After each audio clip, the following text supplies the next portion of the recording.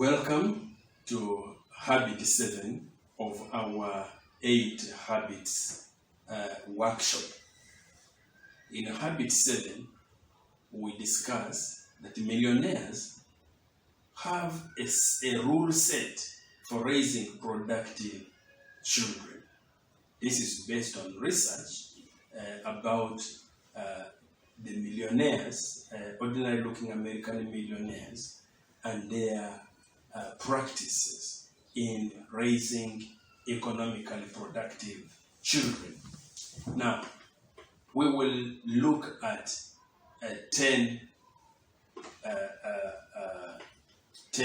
rules which are cross-cutting. Not all of them practice all of the rules, but these rules are cross-cutting when the researchers looked at them, their practices. Rule number 1, they never let their children know they are wealthy. Now, as we discuss this, I ask that we compare and contrast with the way we do it as Africans, because we are building an African wealth building culture. We are challenging our culture, learning from other societies, and trying to make it better. So, Rule 1, they never let their children know they are wealthy. The best wealth builders avoid telling their children the family is wealthy. The worst wealth builders constantly do things that tell their children the family is wealthy. They display high social status, high consumption. That's why the children become worse wealth builders despite high income. Some children of the best wealth builders never got to know their parents were wealthy until they became executors of the family estate. How does that contrast with our African context?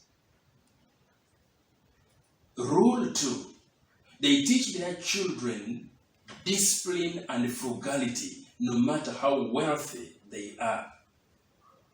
Although the best wealth builders are wealthy, their adult children live frugal, well-disciplined lives. They pay keen attention to detail when raising their children and lead by portraying good example of what they value. They expose their children to credible role models whose lives are characterized by discipline and frugality.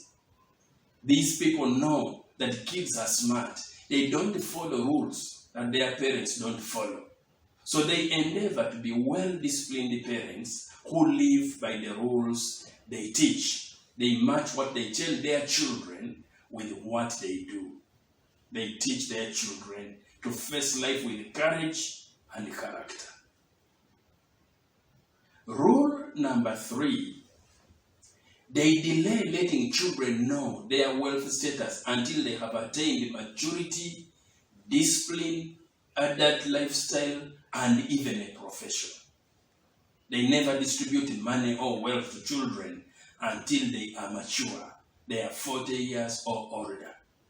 The most important thing as we talk about this is to pick the lessons and see where our own cultures, Africans, in wealth building can benefit from what we are learning about these other societies. So these ones believe at that age, money will have less effect on the lifestyle of their children because they have already adopted the lifestyle once they are mature. Some of them never give their children cash gifts because they believe that cash gives people too many options. So that is the rule 3. They delay letting children know their wealth status until they have attained maturity, until they have attained discipline, adult lifestyle, and a profession. Rule 4, they avoid discussing what items each child or grandchild will inherit or receive as a gift. They don't take lightly the verbal promises about inheritance and gifts. They are very watchful of what they say, especially in moments of great excitement, merrymaking, consuming alcohol. They know they can say things and forget them or get them mixed up. But the children never forget what they are promised.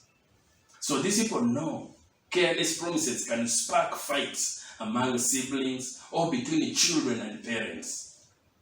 They know the family discord and conflicts that can emerge from those false promises. Lessons for our African context. That's the most important thing. Picking a lesson or two to improve where you have been doing otherwise. Rule 5. They avoid giving cash or other significant gifts to adult children as part of a negotiation strategy. They give because they love. When they give because they love, because they feel obligated, or because they think it's an act of kindness. They know that adult children lose respect and love for parents who subject them to high pressure negotiation using gifts or using money. They know they need to change from the coercive tactics they used when their children were still young. So they avoid creating an impression in their children that to get anything from daddy, to get anything from mommy, you must push them, squeeze them, coerce them, or else you won't get what you want. They don't tell kids, for example, your brother got help the other day. Your brother is struggling with ABCD and got help the other day. Even you can. Those tactics, those manipulative negotiation tactics, they avoid using them as they raise their children. Rule 6, they stay out of their adult children's family matters.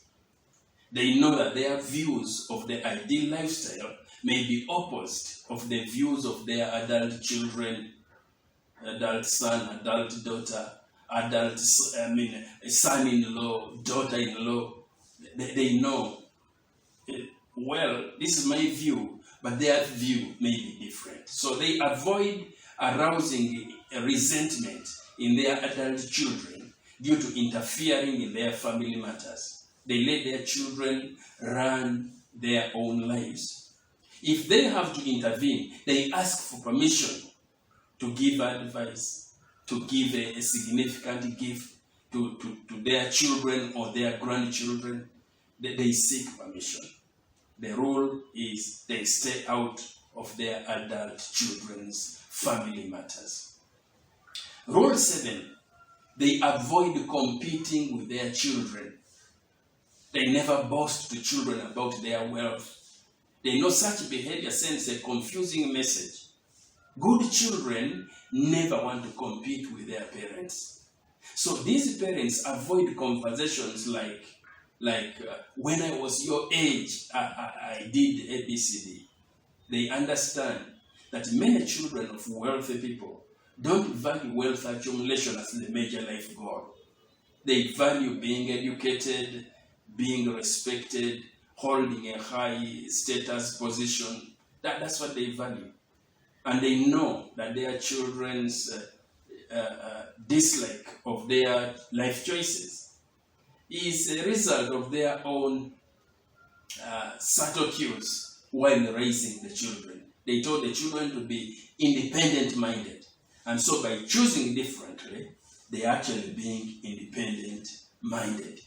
So they avoid competing with their children, trying to persuade them from their choices, to behave like them. They avoid trying to reproduce themselves in the lives of their children. Rule 8, they appreciate that their children are individuals. They appreciate the reality that the children differ in their motivation, in their achievement. They know that even if they use EOC to try to create equality, the inequalities amongst children will still exist. Nothing can remove the differences between or among children arising from their uniqueness. So they are sensitive to the discord and resentment that can arise from efforts to subsidize underachieving children while overlooking high achievers, since they often resent gifts, especially when they are ill-intentioned. So that rule 8 is they appreciate that their children are individuals and they will feel differently about different aspects of life.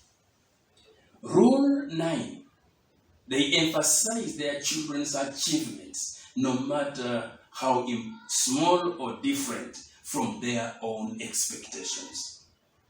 They teach their children to achieve, not just to consume. They make their children know that people shouldn't earn just to enhance spending. They portray that they are more impressed with what people achieve than what they own. They urge the children to always strive to be the best in their field and not just chase after money. It's not just about money, how to earn money. It's about being the best in your field. They emphasize that money always chases after people who become the best in their field. And so they do this by showing a good example of what they teach. They live below their means, they invest wisely, they continually aspire to become better, and by so doing, they teach a good example. Lastly, but not the least, Rule 10, they teach their children lots of other things more valuable than money. There are many things in life that are more valuable than money. So they pay attention to these two. Such things as good health and longevity, family love and happiness, cultivating self-reliance, having a good reputation. The Bible says a good name is better than riches.